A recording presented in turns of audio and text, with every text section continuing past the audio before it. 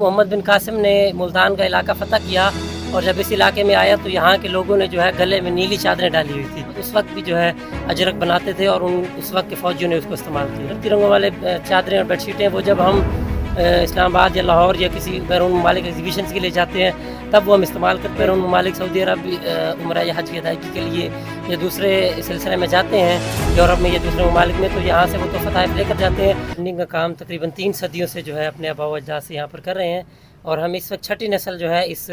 काम से, इस शोबे फ़न से मुंसलिक हैं। हम ये सिर्फ़ यहाँ जनूबी पंजाब में नहीं, सिर्फ पंजाब में नहीं, पाकिस्तान बल्कि पूरी दुनिया में जो है इस काम को मुतारिफ़ करवा चुके हैं। 1987 में पहली दफ़ा मेरे वालिद साहब को लोग फिर से इस्लामाबाद में आबदा हुसैन ने जो है अवार्ड से नवाजा, उसमें कैश भी था और जो है सर्टिफिकेट भी, जो पहला अवार्ड मेरे वालिद साहब को मिला।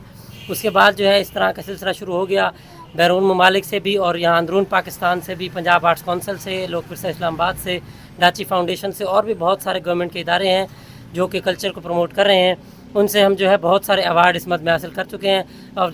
वहाँ जाके हम अपने काम की नुमाइंदगी भी करते हैं। वो लोग इस काम को पसंद करते हैं और जो है हमारी चीज़ें ख़रीदते भी हैं और जो है हमारे काम को पसंद करके हमें अवार्ड और इनामात भी देते हैं। अच्छा अहमद भाई, ये बताइएगा कि ये भी हम सुनते हैं कि मोहम्मद बिन कासिम ने जब ये मुल्तान फ़तह किया था तो आपके आबाओ अजदाद ने उनको अजरक पहनाई थी, इसमें कितनी सदाकत है? जी बिल्कुल इसी तरह है कि जब मोहम्मद बिन कासिम ने मुल्तान का इलाका फ़तह किया और जब इस इलाके में आया तो यहाँ के लोगों ने जो है गले में नीली चादरें डाली हुई थी, तो उन फ़ौजियों ने आकर जो है अजरक का लफ्ज़ इस्तेमाल किया। अजरक जो कि अरबी का लफ्ज़ है, उसका मतलब है नीला, तो वो अजरक से बिगड़ कर बाद में अजरक बन गया और वो उस वक्त से है जो कि हमारे आबा-ओ-अजदाद उस वक्त भी जो है अजरक बनाते थे और उस वक्त के फ़ौजियों ने उसको इस्तेमाल किया। अच्छा अहमद भाई, ये बताइएगा कि ये जो चादरें हैं ये हाथ वाली, ये इतनी ज़्यादा पसंद की जाती हैं, क्या इसका कपड़ा भी हाथ से ही बनता है? और इसका ये जो पेंट होता है, इस पर जो पेंट इस्तेमाल होता है, ये क्या पेंट वही होता है जैसे ये मास्टर पेंट हो गया, ये गोबीज़ वाले हो गए, ये पेंट वो होता है या इसके लिए कोई स्पेशल ये पेंट खुद तैयार करना पड़ता है? जी कपड़ा जो है हम इसमें हाथ का बना हुआ खड्डी का भी और मशीन का भी दोनों इस्तेमाल करते हैं। आज से 30-40 साल पहले जब मशीनें नहीं थी तो उस वक्त जो है सिर्फ खड्डी का कपड़ा ही हाथ का इस्तेमाल होता था, क्योंकि बड़े भर का नहीं होता था, तो उसको जोड़ लगाकर तो चादर बनाई जाती थी और कपड़ा इस्तेमाल। लेकिन अब जो है क्योंकि मशीनी दौर आ गया है, कपड़ा जो है बड़ा इस वक्त हमें मिल जाता है बड़े भर का, तो हम उसको इस्तेमाल करते हैं मशीनी कपड़ा भी। जो हाथ के कपड़े को इस्तेमाल पसंद करते हैं हम उनको उस पर भी तैयार करके देते हैं। दूसरा जो रंगों के हवाले से है, रंग जो हमारे जो जड़ी बूटियों से और मुख्तलिफ़ सब्ज़ियों से जो रंग निकलते हैं हम उनको भी इस्तेमाल करते हैं। और आजकल के दौर के मुताबिक ये जो गोबीज़ और मास्टर पेंट बताए, ये तो हमें बने बनाए पेंट मिलते हैं, लेकिन जो केमिकल पेंट्स भी हैं वो भी हम जो है पाउडर फॉर्म में लाते हैं, फिर उनके साथ प्रोसेस करके और पूरा जो है ना केमिकल कलर को भी हम पूरे प्रोसीजर के ज़रिए बनाते हैं। हालांकि उसमें जो नेचुरल कलर्स हैं जो उनमें मेहनत कम होती है, केमिकल कलर्स की मेहनत ज़्यादा होती है केमिकल कलर्स की बनिस्बत, लेकिन केमिकल कलर्स में मेहनत कम होती है तो वो उसमें फिर उसकी कॉस्ट और जो उसकी कीमत है वो हमें ज़्यादा मिलती है। उस वक्त वो हम उस वक्त तैयार करते हैं। नेचुरल कलर जो कुदरती रंगों वाले चादरें और बेडशीटें वो जब हम इस्लामाबाद या लाहौर या किसी बैरून ममालिक एग्जीबिशंस के लिए जाते हैं तब वो हम इस्तेमाल करते हैं, लेकिन जो केमिकल कलर्स हैं वो हमारे आम रूटीन में इस्तेमाल होते हैं। अच्छा अहमद भाई, ये बताइएगा, ये जो ये जिनके साथ ये ठप्पा लगाया जाता है, ये जो सांचा होता है, ये वाला ये सांचा,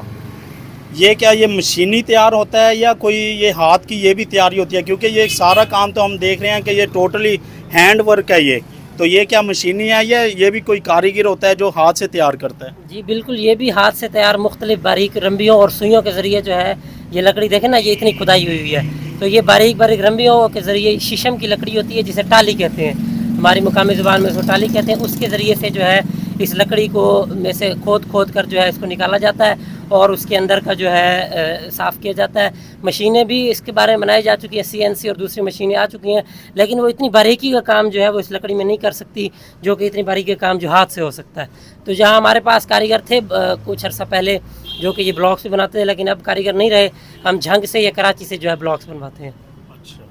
अच्छा ये बताइएगा, अंदाज़ा इनके कारीगर करोड़ पक्का में भी हैं? कितने कारीगर हैं? ये 300 साल हो गए और लोग इतनी जिद्दत की तरफ आ गए, अब तो लोग शॉर्टकट टाइम ढूंढते हैं, क्या इसके कारीगर अब भी मौजूद हैं?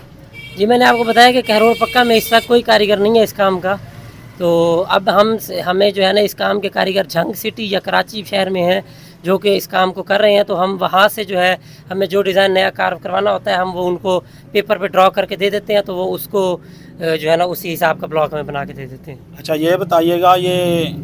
یورپ والی سائڈ پہ یا کوئی عرب امارات والی سائڈ پہ کوئی شہزادے بھی یہ چادریں یہ پسند کرتے ہیں، منگواتے ہیں آپ سے یہ؟ جی بالکل، جو ہمارے یہاں سے لوگ بیرون ممالک سعودی عرب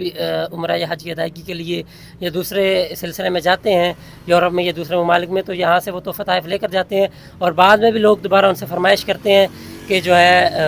ان کو ہمیں وہ چادریں دیں۔ جو لوگ وہاں سے یہاں پر آتے ہیں بیرون ممالک سے دورے کے لیے، فارنرز، اور جو ہے وہ بھی یہاں پر آج سے کچھ عرصہ پہلے تو بہت زیادہ لوگ جو ہے یورپین ممالک کے اور عرب ممالک کے لوگ جو ہے وہاں پر یہاں پر آتے تھے اور آ کے اس کام کو دیکھتے تھے، پسند کرتے تھے، لیکن ملکی حالات کی وجہ سے جو ہے کچھ عرصے سے اب جو ہے بیرون ممالک کے لوگ یہاں پہ نہیں آتے، جس کی وجہ سے کام میں کافی کمی آئی ہے۔